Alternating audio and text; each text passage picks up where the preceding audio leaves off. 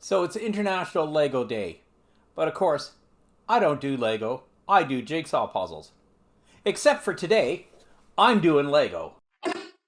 I'm old, I'm puzzled, and I'm only able to change one of those. So this is kit 60453 from the Lego City series. It's 214 pieces and it's entitled Lifeguard Truck. The kit includes 2 bags of parts, a sheet of stickers, and the instruction manual. So let's do this.